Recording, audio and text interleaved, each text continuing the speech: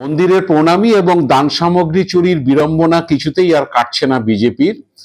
অযোধ্যাতে রাম মন্দিরে চুরির ঘটনা অনেকদিন আগেই সামনে এসছে, সেখানে বেশ কয়েকজনকে গ্রেপ্তার করেছে উত্তরপ্রদেশ পুলিশ।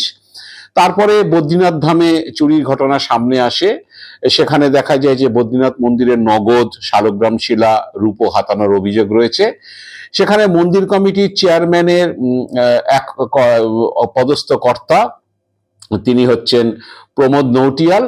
তাকে 500 টাকার নোটের বান্ডিল, রূপোর সোনার গয়না, এরকম জাফরান ইত্যাদি নিয়ে চুরি করতে দেখা গিয়েছে ফুটেজে, এবং তাকে গ্রেপ্তার করা হয়েছে। তো যাই হোক, উত্তরপ্রদেশের এই অযোধ্যায় রাম মন্দির চুরির ঘটনা নিয়ে সুপ্রিম কোর্টে ইতিমধ্যেই মামলা হয়েছে সিবিআই তদন্ত চেয়ে। সুপ্রিম কোর্ট ইতিমধ্যেই যোগী আদিত্যনাথের সরকার এবং মন্দিরের ট্রাস্টি কমিটির রিপোর্ট চেয়েছে এই তদন্তের বিষয়ে।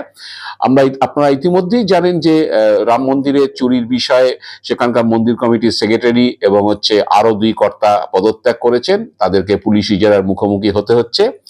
এরই মধ্যে বিড়ম্বনা বাড়িয়েছে মোদির রাজ্যে মন্দিরে চুরি। 51 সতীপীঠের মন্দির বনসকাথায় আরাসুরি পাহাড়ে দেবী অম্বাজির মন্দির থেকে চুরি হয়েছে।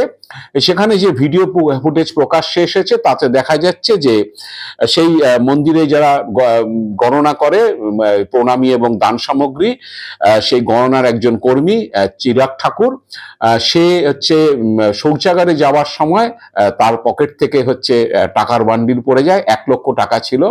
তাকে হাতে নাতে গ্রেপ্তার করা হয়েছে এবং তার সঙ্গে তার 2 সহযোগীকেও গ্রেপ্তার করা হয়েছে।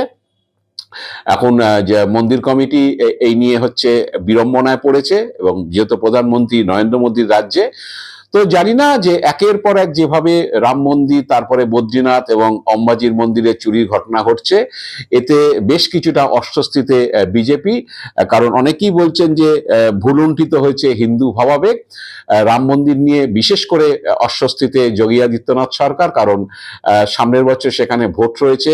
রাম মন্দিরের একেবারে সমস্ত কিছু উদ্বোধন থেকে শুরু করে যাবতীয় ব্যাপারে তদারকি করেছেন নরেন্দ্র মোদী, এবং কংগ্রেস প্রশ্ন তুলেছেন যে রাম মন্দিরের চুরির বিষয়ে মোদী কেন চুপ, বা উত্তরাখণ্ডে বদ্রীনাথের চুরির বিষয়ে কেন প্রধানমন্ত্রী চুপ করে রয়েছেন। এবার তো খোদ প্রধানমন্ত্রী রাজ্যেই মন্দিরে প্রণামী চুরির ঘটনা ঘটেছে, এবং সেটা প্রমাণিত, এবং পুলিশ গ্রেপ্তারও করেছে। সমাজ মাধ্যমে সেই ভিডিও কি বলে ভাইরাল হয়েছে। তো যার ফলে পুলিশ গ্রেপ্তার করার পর এখন তদন্ত চালাচ্ছে যে ওই অম্বাজির মন্দির থেকে মন্দিরের চুরির ঘটনায় আরো কেউ জড়িত রয়েছে কিনা।